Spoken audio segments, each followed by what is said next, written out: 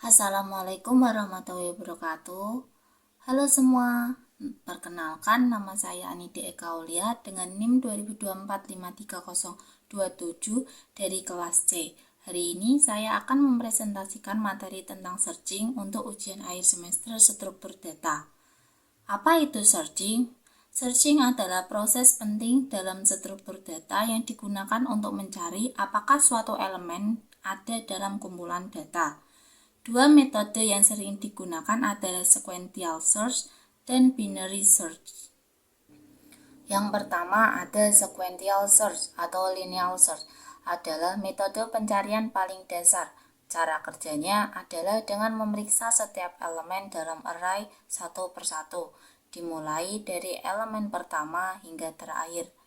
Metode ini sangat cocok digunakan ketika data tidak terurut atau jumlah data masih sedikit. Misalnya, kalau kita ingin mencari nama Dina dalam daftar nama acak, kita cek satu-satu dari awal sampai ketemu. Kelebihan dari sequential search adalah implementasinya sangat mudah dan tidak perlu kondisi khusus pada data. Namun, kekurangannya, jika data sangat besar, proses pencariannya bisa menjadi lambat karena harus cek semua. Di sini kita bisa lihat implementasi sequential search menggunakan Python. Kita cukup melakukan perulangan dari awal sampai akhir dan membandingkan setiap elemen dengan target yang dicari. Jika ditemukan, kita kembalikan ke indeksnya. Jika sudah dicek semua dan tidak ada yang cocok, maka fungsi akan mengembalikan ke -1 sebagai tanda bahwa data tidak ditemukan. Lebih jelasnya, saya akan mempraktekkannya dengan Google Colab.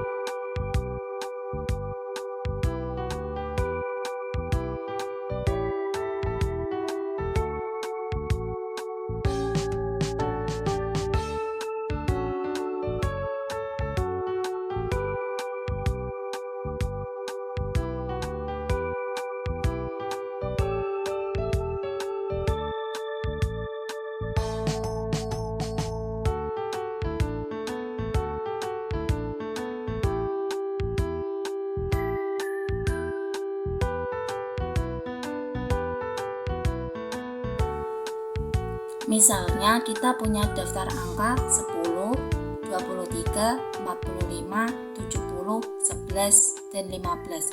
Lalu kita ingin mencari angka 70.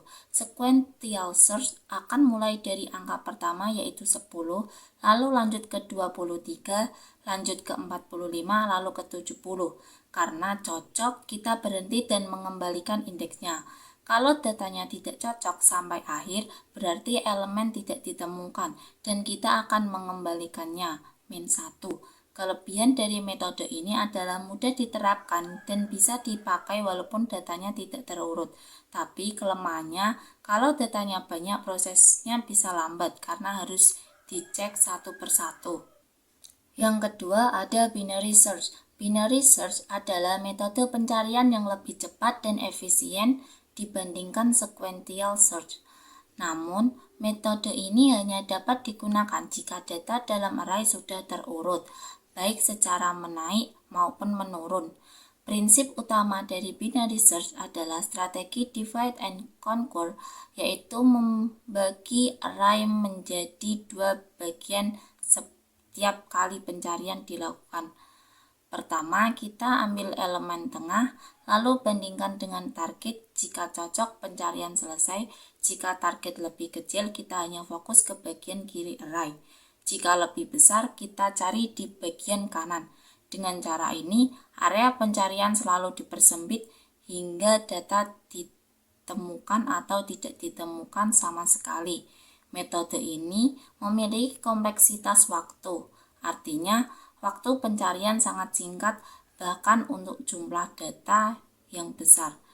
Karena itu, binary search sangat cocok digunakan dalam aplikasi yang membutuhkan kecepatan tinggi dan efisien. Berikut adalah implementasi binary search yang akan saya jelaskan lewat Google Colabs.